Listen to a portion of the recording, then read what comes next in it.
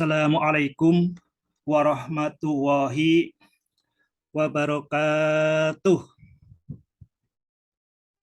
Bismillah, walhamdulillah, wassalatu wassalamu ala rasulillah, wa ala alihi wa ashabihi wa mawalah, la hawla wa la quwata illa billah, amma ba'du. Sahabat titik ba, dimanapun saat ini menyaksikan video ini, alhamdulillah kita berjumpa lagi dalam kajian titik ba menurut perspektif kajian Al-Hikam menurut perspektif titik ba. Kali ini kita memasuki episode yang ke-40, angka keramat 40. Kita mulai memasuki ini bagian yang kedua dari kalam ketiga Al-Hikam dari Syekh Ibnu Athaillah As-Sakandari, atau kemarin bapak saya Kiai Haji Zainuddin Siddiq Al-Iskandari. Jadi Syekh Ibnu Athaillah itu memang dinisbatkan dengan satu kota di Mesir, yaitu kota Iskandariyah atau kota Alexandria. Kita memasuki kalam yang ke-11, yaitu idfin wujudaka fi ardil humuli fama nabata mimma lam yudfan la yatimmu nitajuh la yatimmu nataijuh.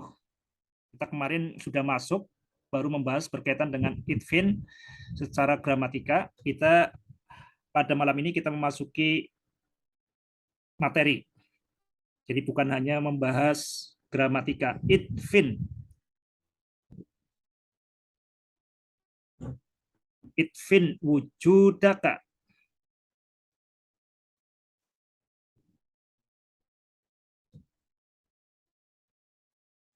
Idfin wujudaka fi ardil humuli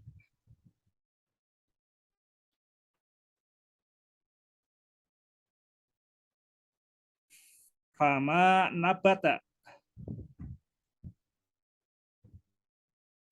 mimma lam yudfan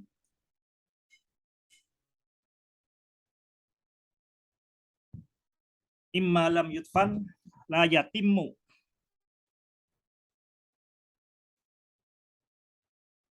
nitajuh la yatimmu nataijuh.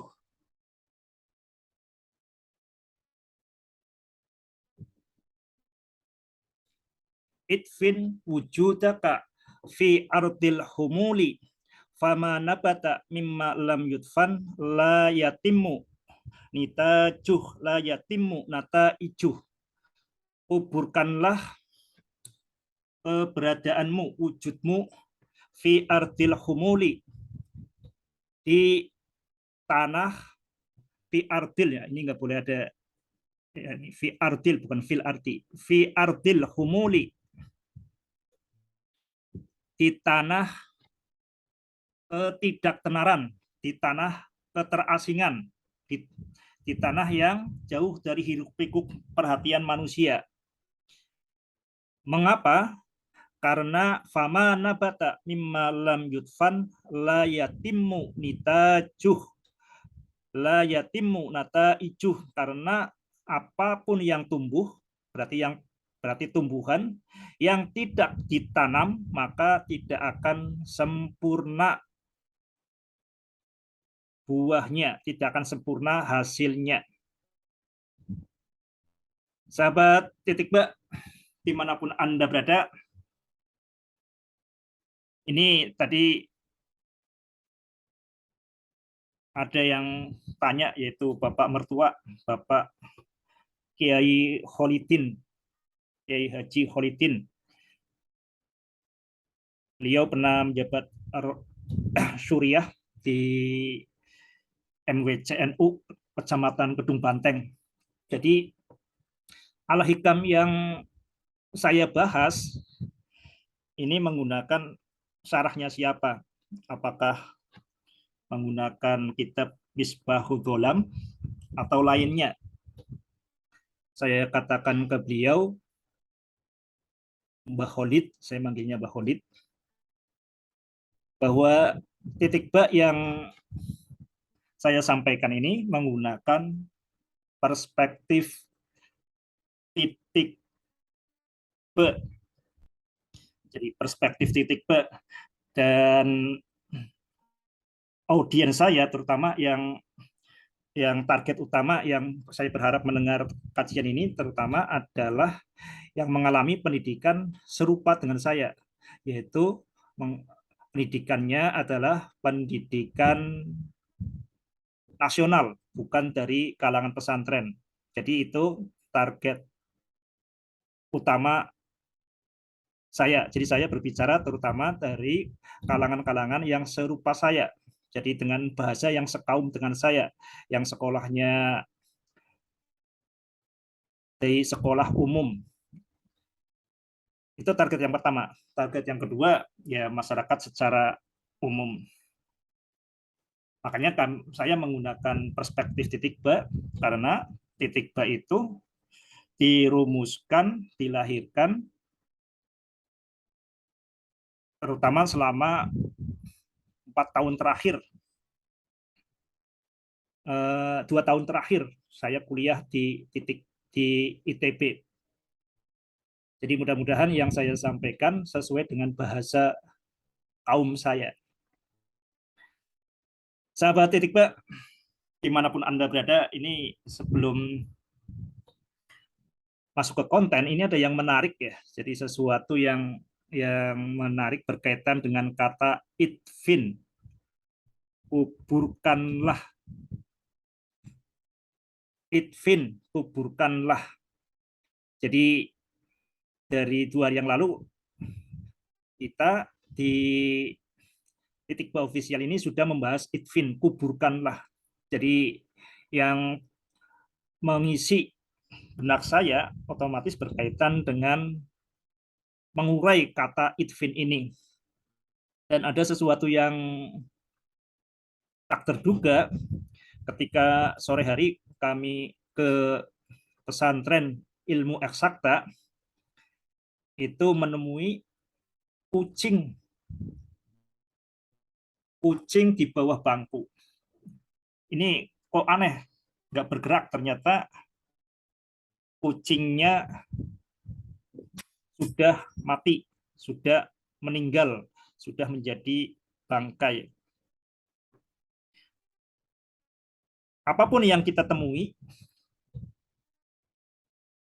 apapun yang kita jumpai di kehidupan kita itu sebenarnya adalah tanda, sebenarnya adalah simbol. Jadi kalau kita membaca realitas, berarti kita berusaha mencari maknanya, maka realitas itu adalah simbol yang kita coba ungkap maknanya. Nah, ada apa di balik kucing yang meninggal itu? Dan kebetulan malam itu saya kosong, senggang, maka makna yang kami ambil dari peristiwa itu, oh ini berarti kami disuruh untuk mengurus penguburan si kucing. Idfin wujudaka fi ardil humul. Jadi benamkan, kuburkan wujudmu di dalam tanah. Kalimat itu berdengung ketika melihat bangkai kucing, mayat kucing, untuk kemudian menguburkannya. Jadi apapun yang kita temui adalah simbol. Bagaimana kita membaca simbol itu? Tentu saja simbol apapun, yang penting adalah cara membacanya adalah bismi rabbika. Iqra bismi rabbikal ladzi khalaq. Nah, itu yang saya maksud perspektif titik ba. Jadi apapun adalah simbol, apapun adalah ayat. Kalau saya gambarkan ini model titik ba, jadi segalanya adalah ayat. Nah, segalanya itu apa saja? Ayat itu apa saja? Ayat itu adalah, kita bisa lihat di sini, ada tiga yang sebenarnya satu kesatuan. Ayat yang pertama adalah yang kita sebut sebagai kalamullah, suara Tuhan, instruksi Tuhan, informasi dari Tuhan, ucapan Tuhan. Ini yang bagian yang paling dalam.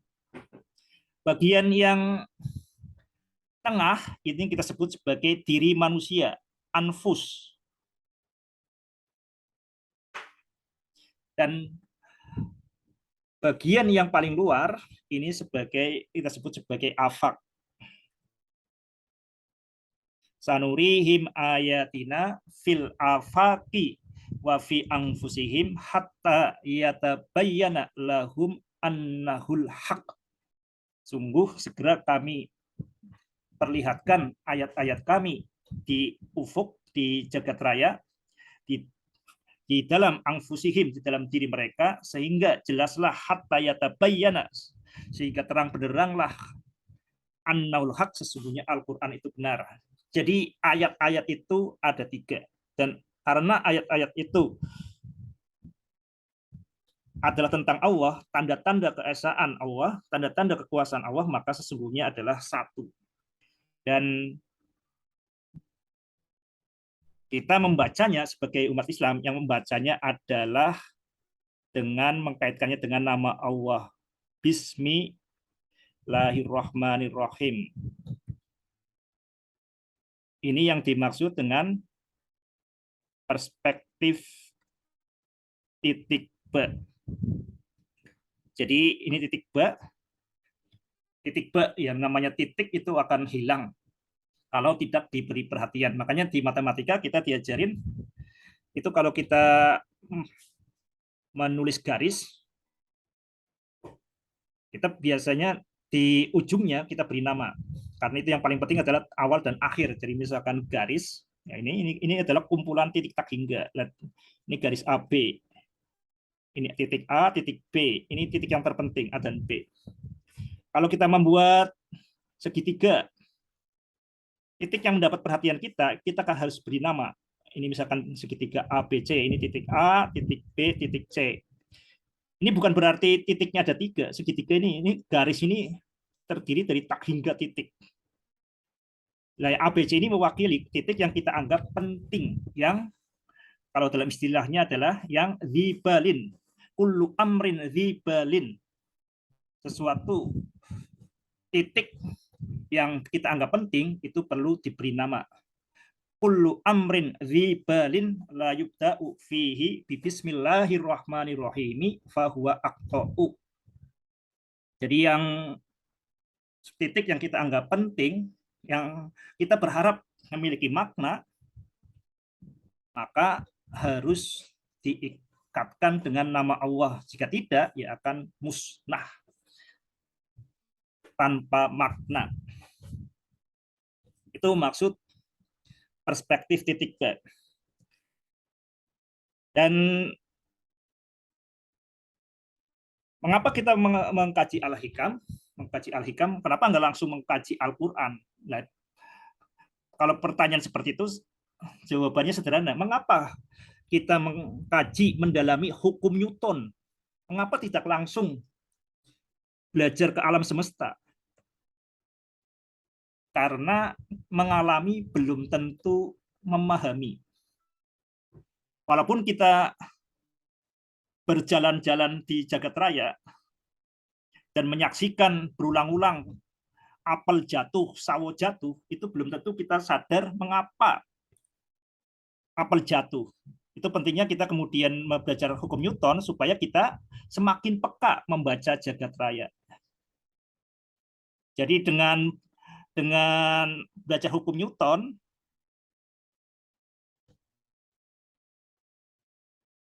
maka kita menjadi peka untuk membaca simbol primer yang seharusnya kita baca, yaitu diri kita dan afak. Mengapa kita mengkaji Al-Hikam dan kitab-kitab yang lain? Ya, tujuannya adalah supaya kita lebih peka ketika kita membaca Al-Quran. Jadi Al-Hikam ini dalam rangka kita masuk memahami lebih peka ketika membaca Al-Quran. Jadi itu yang dimaksud Al-Hikam dalam perspektif titik B. Sahabat titik B, dimanapun Anda berada, mudah-mudahan itu menjadi pembeda ya. Jadi pembeda kenapa titik B itu seperti itu. Jadi di sini di bahasan dengan perspektif titik B, kita akan banyak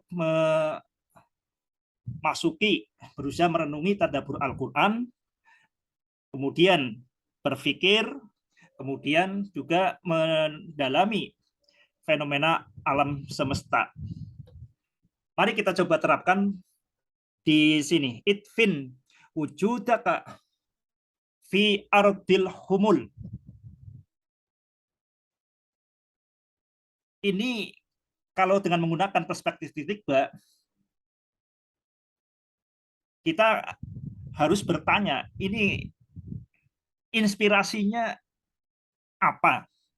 Syekh Ibnu Athaillah As-Sakandari mengucapkan, membuat kalimat yang sangat bagus ini. Idfin wujudaka fi ardil humuli fama nabata mimma lam yudfan la yatimmu nitajuh la yatimmu nataijuh.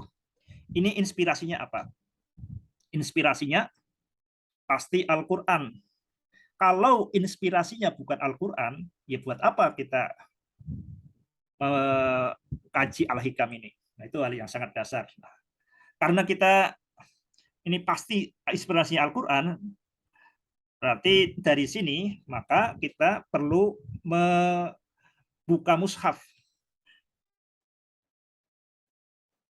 Apa saja yang membuat Syekh Ibnu Athaillah As-Sakandari itu terinspirasi di Al-Quran itu apa saja? Jadi bukan yang penting bukan sampai pada pikiran Syekh Ibnu Athaillahnya, yang penting sampai ke pikiran Allah Subhanahu wa taala, yang penting sampai pada ucapan Allah Subhanahu wa taala, yang penting sampai pada Al-Qur'annya. Ini ada sesuatu yang sangat bagus di sini ya. Idfin wujudaka fi ardil humul fama nabata mimma lam yudfan la yatimmu nitajuh la yatimmu nata ijuh. Ini alam ini sangat dekat dengan dunia pertanian ya. Tanamkanlah, kuburkanlah dirimu di tanah. Ini bahasa puitisnya petani. Karena apapun yang tumbuh yang tidak ditanam, maka kurang maksimal hasilnya. Ini luar biasa.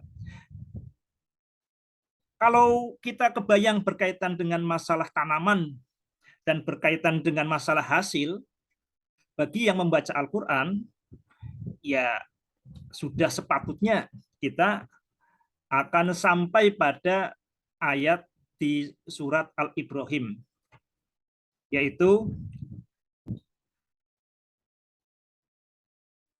berkaitan dengan kalimat thayyibah. Kalimat thayyibah itu kasyajaratin thayyibatin asluha sabitu wa far'uha fis sama.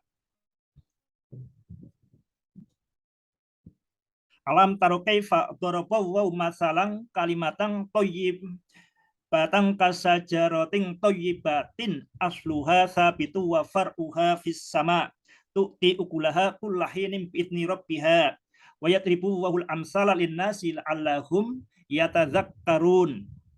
Apakah kamu tidak memperhatikan bagaimana Allah Subhanahu wa taala membuat pemodelan, membuat perumpamaan, membuat pemodelan. Jadi kalau orang kimia ini berani mencampur-campur zat ini, cairan ini, itu karena di otaknya ada model atom, ada perumpamaan atom.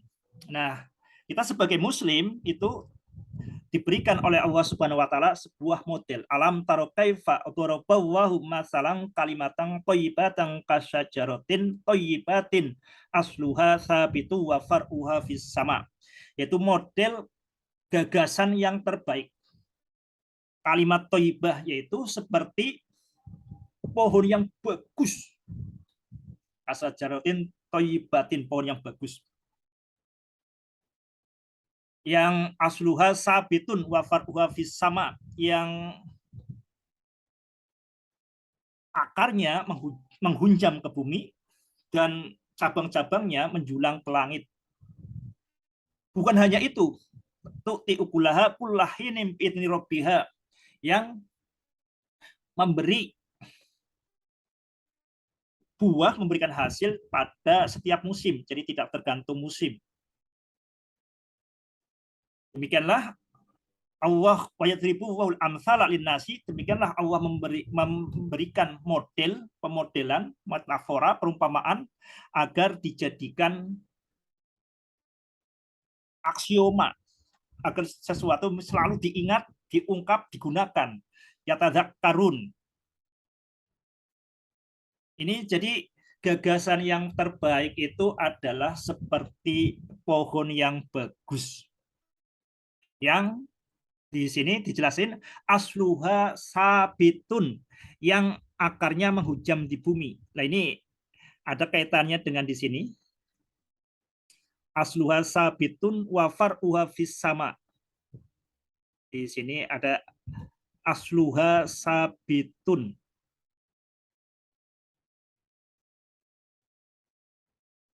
Ini sesuatu yang menarik seperti ini ya.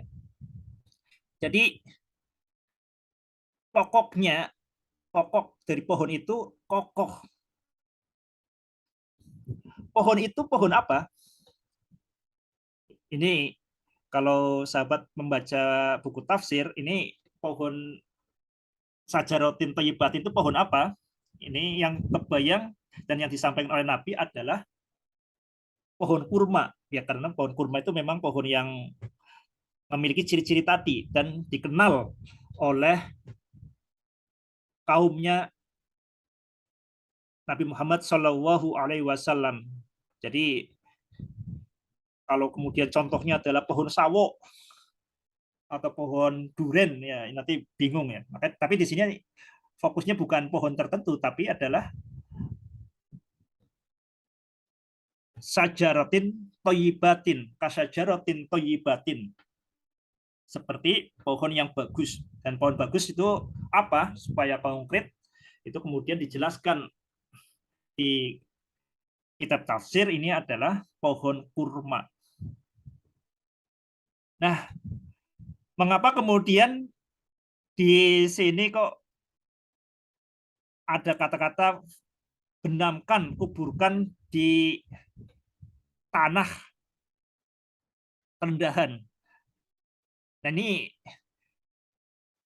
ini supaya agar pohon itu memiliki asluha sabitun, memiliki pokok yang sangat kuat. Ada yang menarik ya di sini berkaitan dengan benih.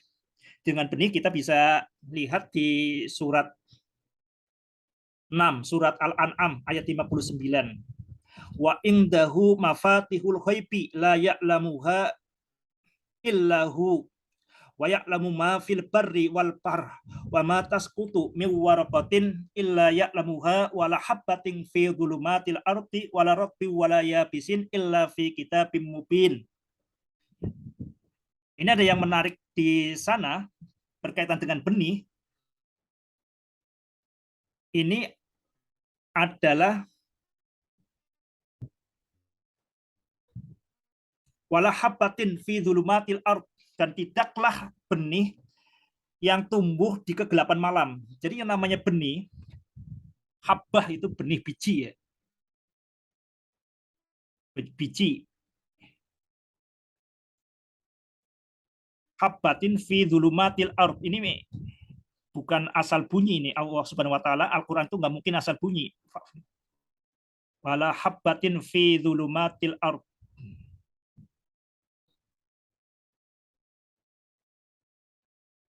Nah, jadi yang namanya benih itu akan tumbuh cepat itu di kondisi gelap. Ini kalau bagi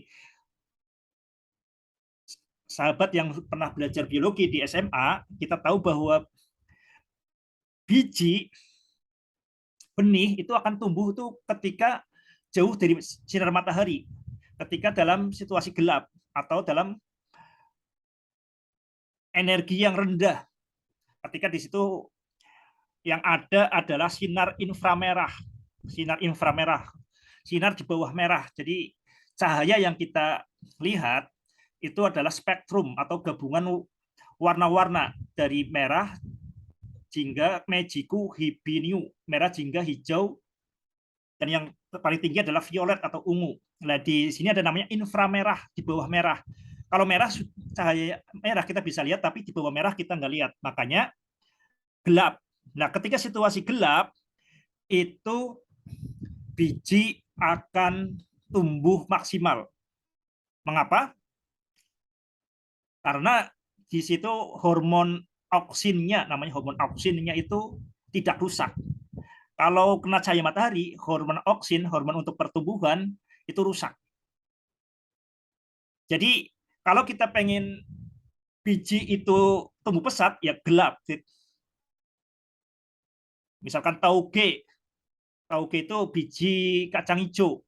Kacang hijau dimasukin karung, kemudian ditaruh di tempat gelap, maka dia akan berkecambah, akan tumbuh dengan cepat. Tapi apakah tauge itu akan menjadi tumbuhan tanaman yang berbuah maksimal? Tentu saja tidak. Makanya perlu ditanam. Jadi tidak cukup kegelapan, tapi ditanam di bawah tanah. Ini Syekh Ibnu Athaillah As-Sakandari ini merangkum, ini dugaan saya ya, merangkum inspirasi Al-Quran dengan kalimat yang luar biasa. Itfin wujudaka fi ardil humul fama nabata mimma lam yudfan la yatimmu nitajuh la yatimmu nataijuh. Benamkanlah dirimu di tanah kerendahan, jadi masuk ke dalam tanah. Kalau tidak masuk ke dalam tanah, ya nanti jadinya bukan tanaman kacang hijau, tapi jadinya tauge. Ya, tauge itu ya bijinya tidak akan tumbuh berlipat-lipat. Jadi tidak cukup fi dzulumatil ardi, tidak cukup di kegelapan malam. Itu memang akan tumbuh dengan cepat. Tapi harus ditanam. Dan memang itu yang terjadi. Kalau sahabat lihat di YouTube ini atau di Facebook itu ada video yang sangat bagus bagaimana orang Arab, para petani kurma itu mendapatkan asluha sabitun, mendapatkan akar buah kurma yang kokoh. Jadi bijinya ditanam. Ini misalkan tanah dikasih lubang di sini kan, dikasih biji kurma di sini, biji kurma di sini. Kemudian diuruk, ditutup tanah, dan bukan hanya itu, dikasih batu. Dikasih batu, ini batu. Ini biji kurma. Ini biji habbatun. Biji kurma, biji nahlah. Biji kurma. Kenapa dikasih batu? Ini supaya tumbuh akar-akarnya. Tumbuh akar-akarnya. Tumbuh akar-akarnya, jangan buru-buru tumbuh ke atas, tapi biar tumbuh akar-akarnya dulu supaya asluha sabitun, supaya di sini asluha sabitun, supaya akarnya kokoh. Nanti kalau akar sudah kokoh, kekuatan cukup, ya ini supaya batunya nanti akan tersingkir. Kalau batunya tidak tersingkir, ya lebih baik matilah biji ini. Percuma kalau tumbuh itu, kalau ke atas pun nanti dia akan gampang tumbang. Jadi harus dibenamkan. Harus dibenamkan ini dan dikasih urugan, bahkan dikasih batu. Supaya akarnya ini asluha sabitun. Supaya pokok pohon korma itu memiliki akar yang menghunjam ke dalam. Jadi malah sengaja dikasih batu. Sahabat titik Mbak, dimanapun Anda berada, ini pentingnya bagi kita penuntut ilmu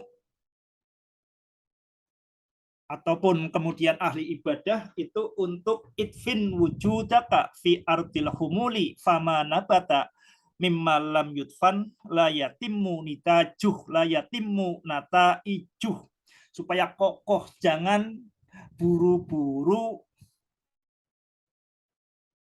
moncer, jangan mengejar viral. Kalau viral itu seperti buih sabun, gampang terbang, gampang meletus, setelah itu ya dilupakan.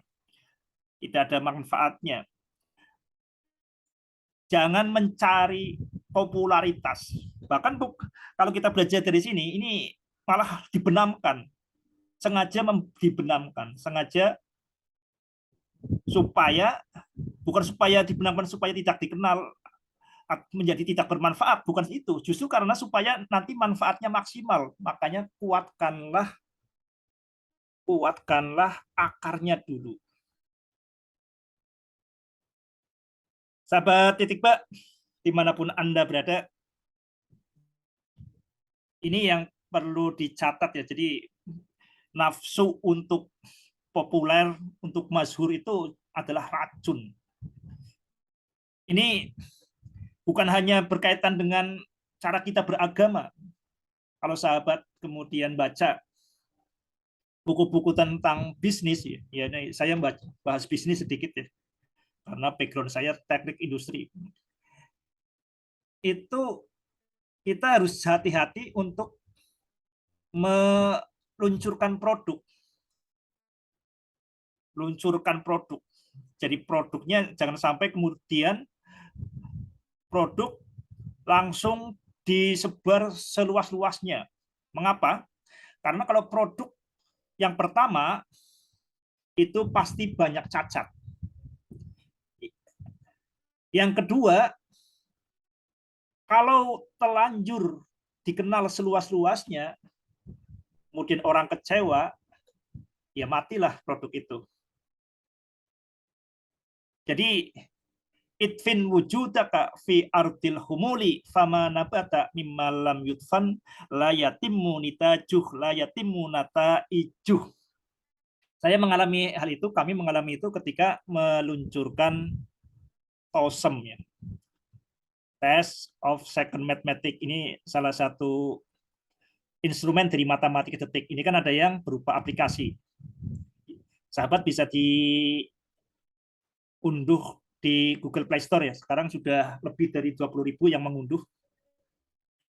Ini saya sekarang bersyukur ketika versi awal itu hanya diunduh 2.000 orang. Dan 2.000 orang ini berarti yang merasakan TOSEM ini produk yang buruk. Jadi karena produk yang awal itu pasti produk yang buruk. Maka saya syukur itu cuma 2.000 orang. Dulu sempat nyesel kenapa hanya 2.000 orang yang mengunduh. Sekarang itu malah seharusnya jangan sampai 2.000 orang. Karena kalau begitu orang sudah merasakan produk itu buruk, ya sudah kapok. Susah untuk diyakinkan untuk mencoba kali yang kedua. Padahal TOSEM ini terus diperbaiki. Jadi ini pentingnya idfin wujudaka fi ardil humuli fama nabata mimma lam yudfan la yatimmu nitajuh la yatimmu nata ijuh. Sahabat titik Mbak, dimanapun Anda berada, termasuk berkaitan dengan titik B. Jadi titik B ini sebenarnya buku Titik Ba ini kan sebenarnya diluncurkan terbit oleh Mizan Bandung ini tahun 2007. Jadi waktu itu saya berusia 29 tahun.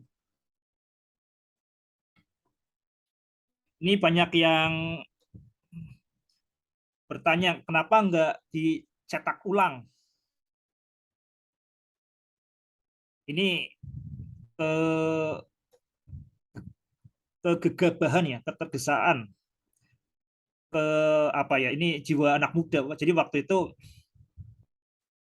saya ngotot supaya Mizan menerbitkan ulang. Nah, karena saya ngotot seperti itu, mungkin dari pihak Mizan ini penerbit besar ya tersinggung atau apa akhirnya. Dan saya juga ngotot waktu itu untuk mengambil hak terbitnya, hak terbit Titik Ba supaya mau diterbitkan sendiri. Tapi apa yang terjadi? Ternyata menerbitkan buku ya tidak semudah itu. Dan setiap kali mengingat kecerobohan saya, kecerobohan anak muda, tergesa-gesa mencabut hak terbit, itu saya menyesal. Cuma sekarang kami, saya dan istri itu merasa beruntung. Beruntung dulu Titik Ba itu tidak terbit lagi. Karena apa? Karena ya belum siap. Ini saya baru menyadari belum siap ketika kemudian Titik Ba itu terbit lagi tahun 2018, tepat ketika saya berusia 40 tahun. Jadi ada penerbit kecil, ada seseorang yang pengen mengembangkan bisnis apa itu namanya, bisnis pelatihan ya, pelatihan berbasis spiritualitas di Jakarta namanya Hirata. Itu kemudian pengen menjadikan Titik B ini sebagai ikonnya. Ini penerbit kecil. Dan tepat di sini, ini juga suatu keberuntungan tuh, ini pas kemudian di sini tepat di tahun di Hirata ini terbit, menerbitkan kembali Titik B ini, saya keluar PNS.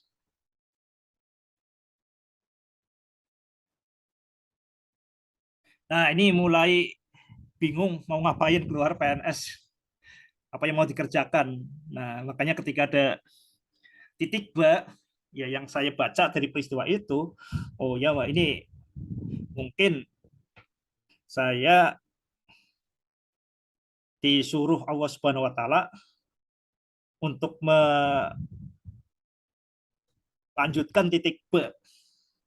Jadi Titik B ini sebenarnya kan bukan gagasan saya.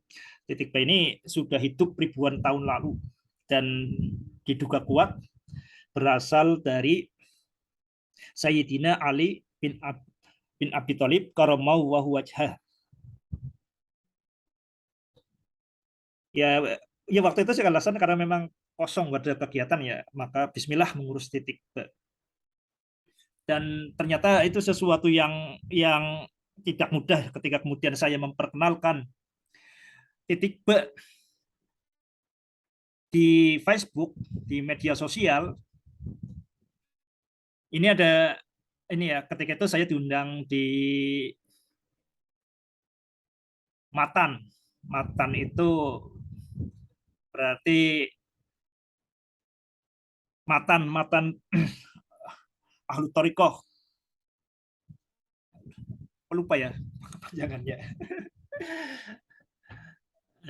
Mahasiswa mahasiswa ahli torikoh An-Nahdiyah, jadi komunitas mahasiswa yang kemudian menjadi Ikhwan Torekot ya, di bawah NU Nahdiyah. Jadi waktu itu diundang di Matan untuk mengisi kajian Titik B. Kemudian ada seseorang yang ikut di sana dan kemudian mengupload di Facebook, ya saya setuju dengan titik B bahwa segalanya sejatinya tidak ada. Nah, seperti itu. Nah, ini namanya BJM, Gus Johan Maulana, ya Bung BJM. Saya share status Bung BCM ini di Facebook, di beranda saya, dan ini jadi rame medsos sampai komentar dihitung lebih dari 1.000. Bahkan akhirnya akun itu ditutup oleh si pemiliknya, Bung BCM. Ini gara-gara tiba-tiba dikomentari sampai 1.000. Jadi luar biasa berat ya, jadi serangannya bertubi-tubi. Wah, ini mengarang-arang nih titik dua. Banyak dari kiai, dari dokter relativitas umum, dokter fisika, dosen, serangan bertubi-tubi. Ya saya beruntung pertama sudah berusia 40 tahun, yang secara biologis ya lebih matang. Dan yang kedua, sudah keluar dari PNS, sehingga secara waktu jauh lebih senggang, sehingga bisa merespon hingga satu status itu sampai lebih dari 1.000 komentar di Facebook. Sahabat Titik Pak, dimanapun Anda berada, dan kemudian 4 tahun berikutnya, 3 tahun, 4 tahun ya, 3 tahun berikutnya dimudahkan Titik Pak itu terbit lagi tahun 3 tahun kemudian ya, tahun 2021 diterbitkan oleh Republika. Nah, ini melanjutkan di sini, ini semakin ya memang serangan semakin berkurang. Jadi ini kita tahu kalau kalau yang perdebatan yang paling panas itu kan kalau perdebatan berkaitan dengan agama, dan perdebatan yang lebih keras itu bukan antara agama satu dengan agama yang lain, bukan antara agama Islam dengan agama Kristen, agama Hindu atau Buddha. Justru perdebatan yang paling keras itu ya sesama Muslim, sesama dalam satu agama. Jadi serangan rame nih. Dan yang terakhir ini yang beberapa yang terakhir ini sebenarnya sejak ini kan salah satu yang mendorong saya kemudian titik Republika ini saya kaitkan dengan matematika detik. Jadi matematika detik itu tahun 2017. Ini matematika detik diterbitkan oleh Intan Pariwara Group. Jadi matematika detik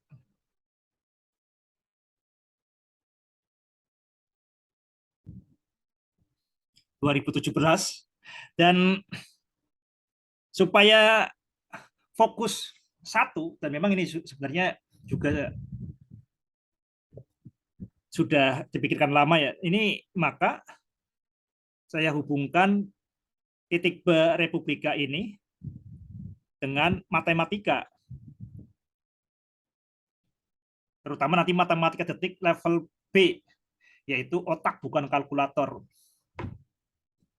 Tapi pintu masuknya kemana? Pintu masuknya dari mana? Pintu masuknya kemudian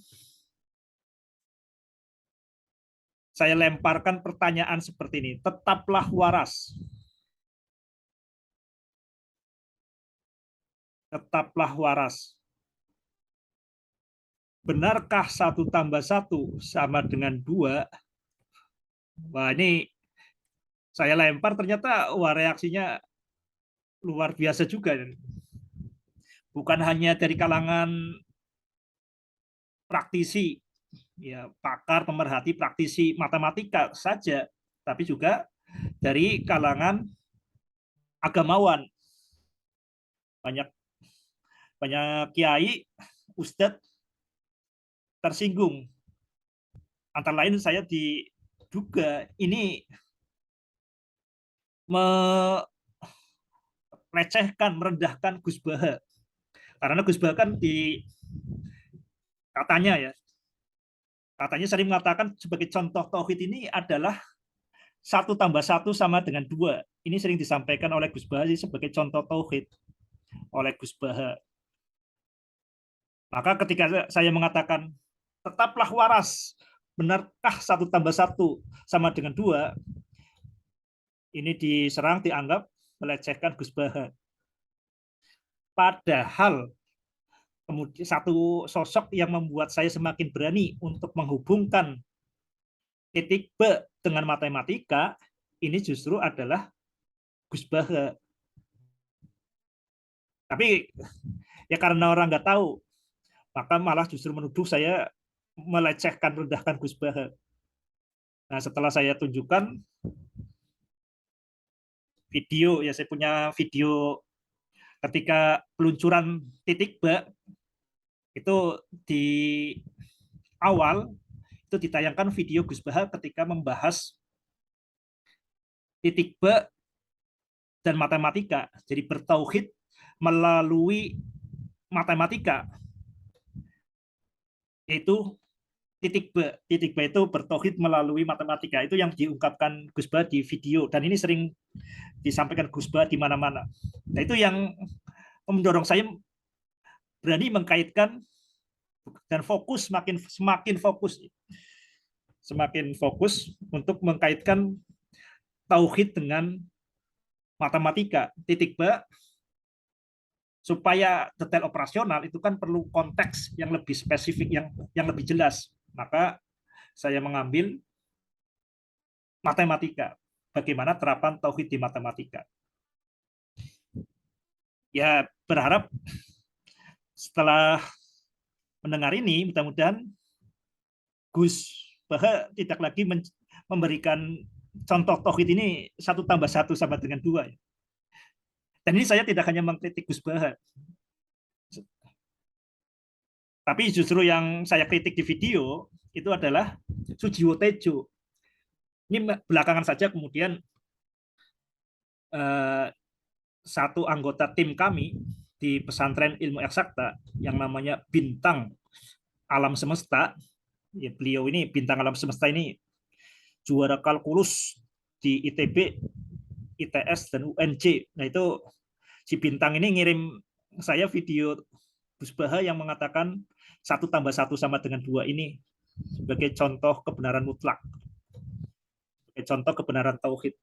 Ya bisa dimaklumi ya. Tapi mudah-mudahan setelah ini Gus Baha tidak mengatakan contoh ini lagi, 1+1 sama dengan 2.